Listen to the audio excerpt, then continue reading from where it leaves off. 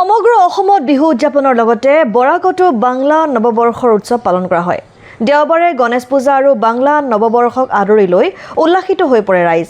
শিলচৰৰ বিভিন্ন সৰু ডাঙৰ ব্যৱসায়িক প্ৰতিষ্ঠানকে ধৰি প্ৰতি ঘৰতে গণেশৰ পূজা আয়োজন কৰিছে বৰাকৰ লোকসকলে। কেৱল সেয়াই নহয়, চহৰৰ বজাৰত ভাল ভাল মাছ আদি বজাৰ কৰিবলৈ ব্যস্ত দেখা গ'ল বাঙালী সম্প্ৰদায়ৰ লোকসকলক। বাংলা নৱবৰ্ষ আৰু গণেশ পূজা বাঙালীসকলৰ বাবে এক বিশেষ দিন। এই শুভ দিনটোৰ স্মৃতিত শিলচৰৰ কেইবাটাও অঞ্চলত বিভিন্ন সংগঠনৰ দ্বাৰা সাংস্কৃতিক অনুষ্ঠানৰ আয়োজন কৰা হৈছে। নৃত্য, সংগীত পৰিৱেশনৰ উপৰি বিভিন্ন শিল্পীয়ে এই দিনটোত আন বিভিন্ন অনুষ্ঠানৰ জৰিয়তে স্থানীয় কলা সংস্কৃতি উপস্থাপন কৰি আহিছে।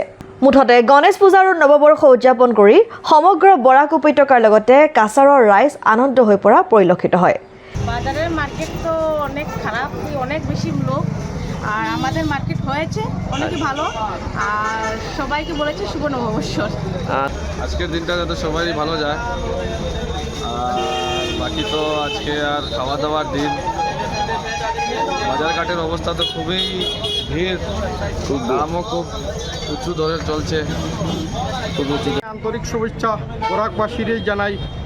এবং আমাদের যে শিলচর টাউনে যেরকম যানজট মার্কেটিং করাতে আসে, এই যে গাড়ি রাখার কোনো পার্কিং নেই বা যে কোনো জায়গাতে, এখন আমরা শিলচরে অন্য জায়গাতে আমরা দেখি যে টাউনের মধ্যে মানুষের টয়লেট আছে, আমরা এখন মার্কেটিংয়ে এসে একটা টয়লেটের জায়গাই নেই, কিন্তু আমরা দৌড়ে ওরিয়েন্টাল এইখানে রিকোয়েস্ট করে ওরারে আমি 50 টাকা দিয়ে টয়লেট করলাম। আমাদের এইখানে টয়লেট গভর্নমেন্ট থেকে ফাটক বাজারে বা ন্যাশনাল হাইওয়ে এইরকম যদি সুবিধা আমাদের এইখানে বড় বড় নেতারাও আছেন, এর আর বাবদে কোনো উদ্যোগ নেই না।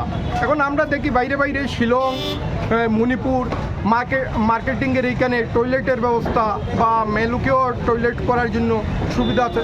আমাদের শিলচরে এইগুলি কোনো। সবাইকে আমারও শুভবর্ষ রইল।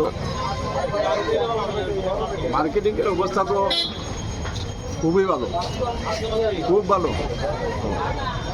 গরিবরা ফেট করে খাইতে পেরেছে, আমার মতো লোকরা মানে মাছ 1 কিলো 2 কিলো নিতে পারছে। হ্যাঁ, খুব ভালো, খুব ভালো, খুব ভালো। জিনিসপত্রের দাম অতি কম। News desk report, SK news plus.